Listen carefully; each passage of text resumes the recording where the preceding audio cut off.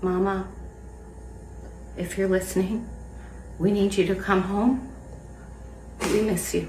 A woman who raised her children alone after losing her husband too young. A woman who sat in the front pew of her church every Sunday without fail.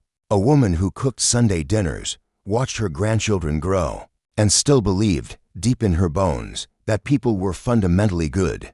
And then one Saturday night, she vanished. No forced entry, no struggle, no goodbye, just a quiet Arizona neighborhood, a porch light left on, and a door that no one would open again from the inside. Nancy Guthrie, mother of NBC Today show anchor Savannah Guthrie, disappeared without a trace on January 31, 2026. She was last seen alive getting out of a car. The driver? Her own son. Law. Now here is where the story gets complicated. The man who dropped her off that night, the man who smiled at family dinners, who was married to Nancy's eldest daughter, Annie. That man's life would unravel faster than anyone expected. His car was impounded. His home was searched. Twice. Federal agents sat across from him in a cold interview room for 6 hours. 6 hours. And the question that haunts everyone who has followed this case is not just what happened to Nancy. It is this: if the man at the center of this story ever faces a sentence that locks him away forever, will she even be alive to know?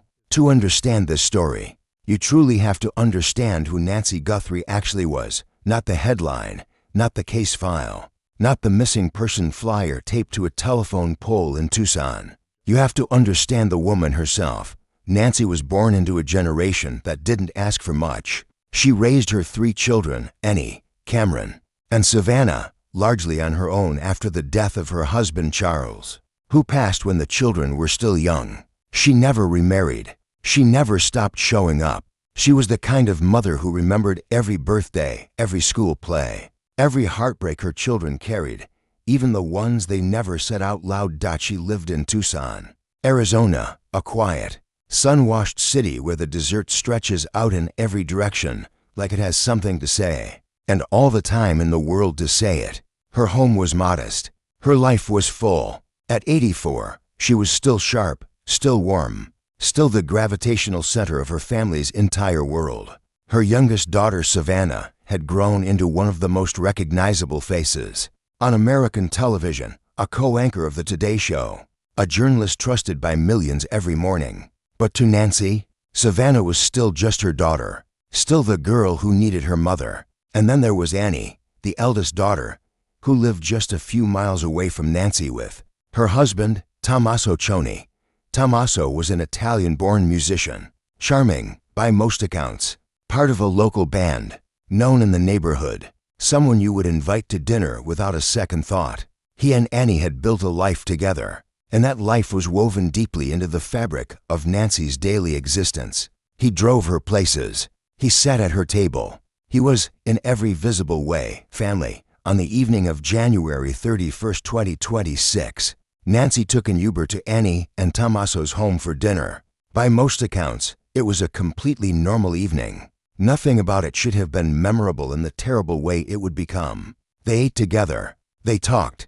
And sometime around 9:50 p.m., Tommaso drove Nancy home and dropped her off at her front door. That was the last confirmed moment anyone saw Nancy Guthrie alive. That the next morning, her church friends couldn't reach her. By that afternoon, every call was going unanswered. A neighbor noticed the silence that no one could explain.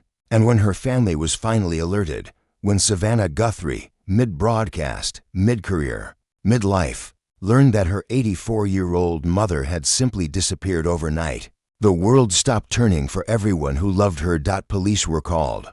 Then the FBI.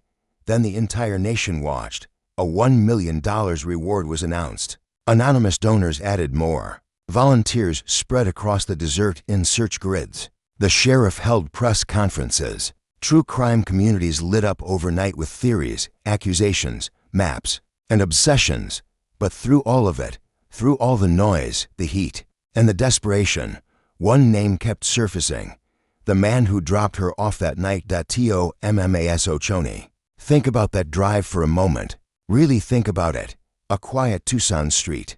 Headlights cutting through the January night. An 84-year-old woman in the passenger seat. maybe tired from dinner, maybe looking forward to her own bed, maybe talking about something completely ordinary. And the man beside her, her daughter's husband, navigating those familiar streets, pulling up to that familiar curb, watching her walk toward her front door. What did they say to each other? What were the very last words exchanged between them? Investigators wanted to know that too, badly, because when law enforcement began piecing together the timeline of Nancy's disappearance, Tommaso Cioni was not just the last person to see her, he was the central thread in a story that kept fraying in unexpected places. Surveillance footage from cameras near the neighborhood that night showed vehicles, movements, patterns that didn't quite add up. And then there was something else, something that changed the entire temperature of the investigation. Blood evidence. When investigators searched the property connected to Annie and Tommaso, not once, but twice, methodically and forensically, they reportedly uncovered what sources described as significant findings, the kind of evidence that makes detectives go quiet and call their supervisors, the kind that transforms a missing person's case into something far darker. The question was no longer just where Nancy was. The question became what happened in those hours after Tommaso dropped her off. At first, the public was gripped by a different theory entirely. Ransom notes had arrived, messages, suggesting Nancy was alive, that someone was holding her, that this was a kidnapping with demands attached. The FBI mobilized. Mexican authorities were contacted. The family clung to every single word of those notes like they were the only light, left in a very dark room. But then investigators made a stunning discovery. One of those ransom notes, one of the very messages that had given the family a sliver of hope, was a fraud. A California man was charged with federal crimes for posing as the kidnapper, for fabricating communications that sent investigators chasing shadows, while the real truth remained buried. When that development broke publicly, the emotional whiplash for Nancy's family was unimaginable. They had been holding on to the possibility that she was out there somewhere, that someone had taken her, that she could still be brought back. That imposter crushed their hope and replaced it with a silence far more frightening than any ransom demand. And in that silence, the scrutiny on Tommaso Cioni intensified. His car sat impounded at an evidence facility. His home had been searched twice. His bandmate, a completely innocent man caught in the crossfire of internet speculation, was harassed so relentlessly that he had to speak out publicly just to survive the noise. And still, officially no arrest. Just a man, a family, and a grandmother who hadn't come home. 6 hours. That is how long FBI agents reportedly sat across from Tommaso Cioni, in a cold federal interview room, methodically, carefully, relentlessly dismantling the account he gave them. 6 hours of questions, 6 hours of recorded footage, 6 hours of trained federal investigators doing exactly what they are trained to do. Find every place where a story breaks down. By all accounts, that interview was extraordinary. Agents reportedly walked through his timeline moment by moment, the dinner, the drive, every stop, every turn, every single minute between 9:50 p.m., when he reportedly dropped Nancy off, and the following morning, when she was reported missing. And somewhere inside those 6 hours, according to sources who later reviewed the footage, there were inconsistencies, not small ones, the kind of inconsistencies that attorneys flag publicly. One attorney reviewing the case's known details pointed specifically to 6 areas of concern, 6 moments where the narrative didn't align cleanly with physical evidence, surveillance data, or witness accounts. The sheriff of Pima County, Chris Nanos, walked a careful public line. He acknowledged the intense public interest in Tommaso Cioni. He urged caution. He asked people not to jump to conclusions. He described the investigation as complex, multi-layered, and moving forward. But careful public lines rarely contain the full story. And the full story, whatever it was, had not yet surfaced. While investigators worked behind closed doors, another story was quietly unfolding in full public view. Savannah Guthrie, one of the most composed, professional journalists in American television, was living through something that no broadcast training in the world can prepare you for. She posted videos on social media pleading for her mother's return. She announced the $1 million reward with a voice that held steady, even when it absolutely shouldn't have. She showed up. She kept showing up, because that is exactly what Nancy had modeled for her entire life. You show up, even when it costs you everything. But behind the public appearances, behind the composed statements and the reward announcements and the press conferences, was a daughter who didn't know if her own mother was alive. A daughter whose family, her sister's home, her sister's husband, was sitting at the very center of a federal investigation. Think about what that quietly does to a person. Think about sitting across from your own sister at Thanksgiving for years to come, knowing her husband was the last one to see your mother alive, knowing what investigators found, knowing what questions were asked inside that room for 6 long hours. The Guthrie family was not just navigating a missing person case. They were navigating the potential disintegration of everything they had ever believed their family to be. And Nancy, wherever she was, remained the center of every single piece of that. Grief. There's a particular kind of torture reserved for families of the missing. It is not the sharp, clean grief of confirmed loss. It is something slower, something that lives suspended between hope and devastation, never quite settling into either. You wake up every morning not knowing. You go to sleep every night not knowing. And the not knowing becomes its own kind of wound, one that doesn't bleed visibly but refuses to close. That was exactly where the Guthrie family lived for days, then weeks. By the time the search for Nancy entered its 4th week, hundreds of law enforcement personnel had been involved. The FBI, local sheriff's deputies, search crews combing the vast Arizona desert. All of it coordinated, all of it intense, none of it resulting in the answer the family was desperately waiting for. Nancy was still gone, and the Arizona desert, vast and completely indifferent, kept its silence. Meanwhile, something disturbing was unfolding in the digital world, something that revealed just how broken the true crime community can become under pressure. Hundreds of online amateur sleuths had taken it upon themselves to identify suspects. Theories multiplied daily. Accusations flew without evidence. Maps were shared. Names were named. And at least one completely innocent man, a 5th-grade teacher with no connection to the case beyond being Tommaso's bandmate, found himself surrounded, harassed, and genuinely fearing for his safety. The New York Times covered it. The nation watched, uncomfortably, as the desperate hunger for answers began consuming people who had absolutely nothing to do with Nancy's disappearance. This was grief weaponized by the internet, and it made an already devastating situation feel somehow even more surreal. In the quiet space between public speculation and the official investigation, the physical evidence was already telling its own story. The blood found during the search of Annie and Tommaso's property, reportedly described as significant, was being carefully analyzed. Forensic work takes time. DNA processing takes time.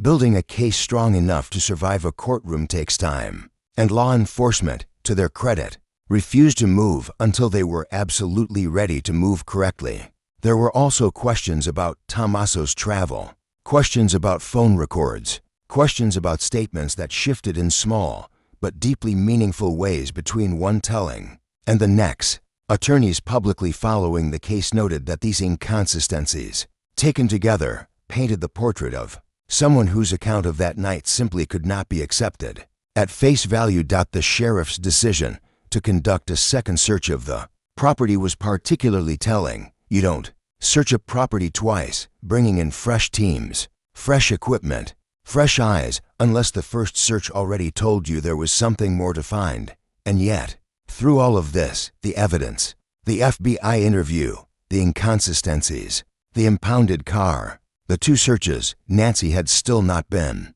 found. The question of what had truly happened to her on that January night in Tucson remained officially unanswered, but it was getting harder and harder to believe that the answer was anything simple.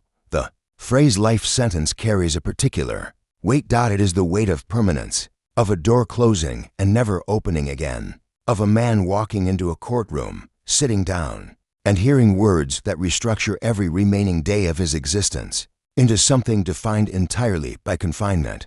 If the investigation into Tommaso Cioni ultimately leads to charges, to a trial, to a verdict, to that final moment of sentencing, then the question at the heart of this documentary becomes unbearably real. Will Nancy ever see him again? Not because she might forgive him, not because family bonds are complicated, or because grief is irrational, or because love persists in the strangest and most unexpected places, but because if Nancy is still out there somewhere, and hope, however fractured, demands that we hold on to that possibility, then the moment a judge delivers that sentence becomes the moment two lives are permanently, irrevocably separated. She, wherever she is, unreachable. Him, locked away, sentenced to a life defined entirely by what investigators believe he did on a cold January night when he was the last person to see her. The cruelty of that image of two lives intersecting in the very worst possible way and then diverging forever is not something any screenplay could manufacture. It is real. It is the Guthrie family's reality, and it has been real since the morning Nancy's friends from church couldn't reach her. The calls went unanswered, and the door stayed closed. This is what justice looks like when it arrives at the highest cost imaginable. What do you do with a grief that has no resolution? What do you do when the person you love is missing, and the investigation surrounding her disappearance implicates someone who sat at your own family table, someone who drove her home, someone your sister chose to love and build an entire life with? Savannah Guthrie has not stopped. She has maintained her public composure to a degree that is almost difficult to witness, because underneath every composed statement is a daughter who knows things the public doesn't know, who has received updates behind closed doors, who has had to somehow hold her family together, while it quietly fractures around her. Her brother Cameron, a retired F-16 fighter pilot, a man professionally trained to operate under extreme pressure, stood alongside his sister and issued public pleas to whoever was responsible, asking simply and desperately for proof that their mother was still alive. Prove you have our mom. For words, said into a camera, said into the void of a country that was watching and waiting. There's something in those for words that breaks you open if you let them. Because what those words truly mean is this: we are still here. We have not given up. She is worth fighting for, and she has always been worth fighting for. Nancy Guthrie raised three people who know exactly what that means, and even in the darkest chapter of their lives, they remain living proof that she did everything right. This story isn't over. As of this video, Nancy Guthrie has not been found. The investigation continues. The questions have not all been answered, and somewhere out there, in Arizona, across the border, in a place no search team has yet reached, is an 84-year-old woman who deserves to be found.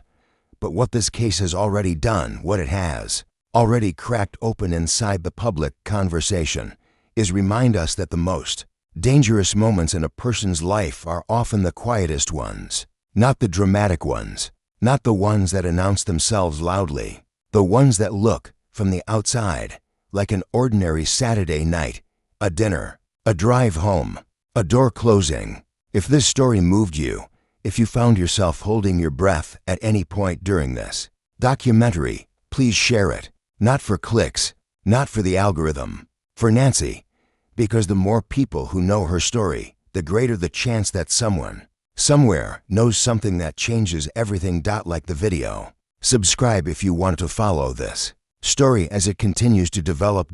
And most importantly, keep asking questions, because silence is exactly what whoever did this is counting on, and we absolutely refuse to give them that.